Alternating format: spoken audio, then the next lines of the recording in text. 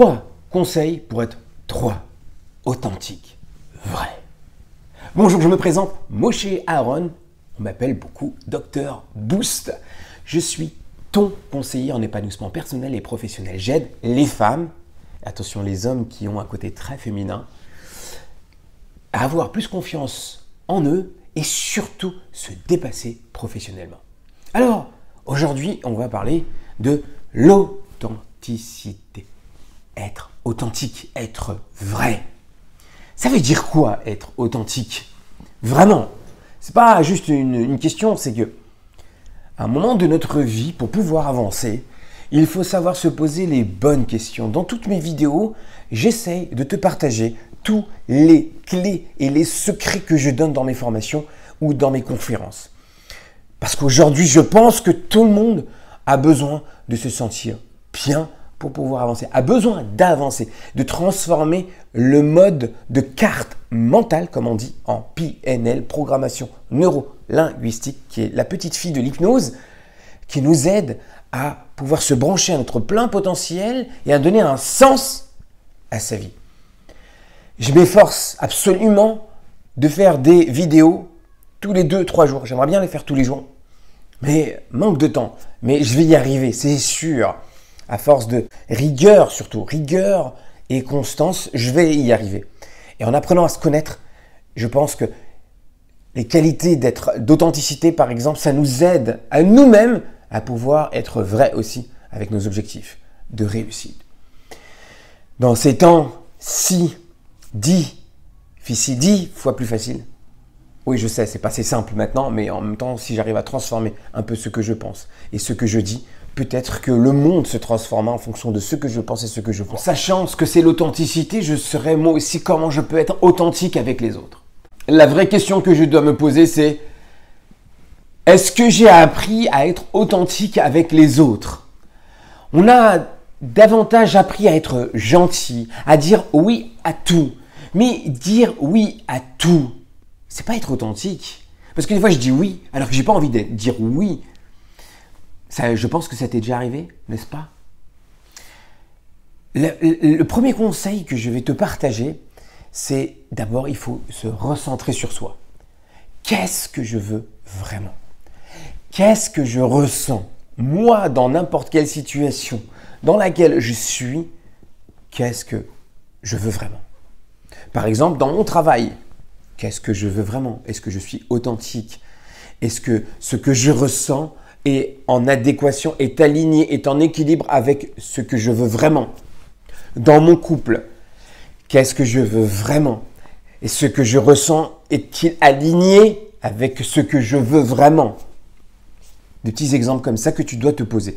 Pareil, ces vidéos, elles sont importantes quand tu les regardes, que tu aies un cahier et un stylo que tu peux mettre pause pour travailler avec.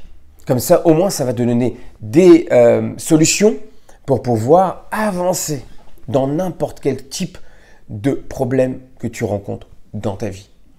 Bien évidemment, j'en profite que si tu aimes les vidéos que je fais, je t'invite à t'abonner. C'est très important pour moi. Si tu veux être tenu au courant de quand les vidéos sortent, il suffit simplement de mettre la petite cloche pour recevoir un petit mail et tu es tenu au courant de quand sortent ces vidéos. Et bien évidemment, mets-moi un petit commentaire, comme ça je sais qu'est-ce que tu penses de la vidéo ou peut-être des questions que tu as sur ces vidéos. Deuxième conseil que je peux donner, c'est qu'est-ce que je dirais si je n'avais pas peur d'être jugé? Un peu en rapport avec une des vidéos que j'ai faites. C'est vrai, qu'est-ce que je dirais là maintenant? Pour être authentique, c'est qu'est-ce que tu dirais si tu n'avais pas peur de dire ce que tu dis? À un moment ou à un autre, il y a un exercice à faire. À fermer les yeux, à te voir toi avec toi et faire le deuil. Couper ce lien qui fait mal d'être jugé. Autorise-toi à dire ce que tu penses avec diplomatie, avec respect, avec bienveillance, avec authenticité. Parce que être authentique, c'est bon pour la personne. Les gens, ils aiment l'authenticité. Alors attention, quand tu es authentique, ça ne veut pas dire tout ce que tu penses sans filtre. Il faut faire attention, bien évidemment, à la sensibilité de la personne qu'il y a en face de toi. Ça s'appelle aussi de l'écologie. Faire attention à son environnement, pas dire des bêtises pour blesser dire les choses pour être authentique. Tout dépend de l'intention que tu mets dans ton action. Rappelle-toi. Et troisième conseil, mets les formes et laisse à l'autre la liberté d'interpréter tes propos et de tes actions. Ça vient un peu à la suite de la deuxième. Troisième conseil, arrête de tout faire pour ne pas blesser les gens. Soigne ton intention. Tu vois, ça se met bien avec ce que je viens de dire.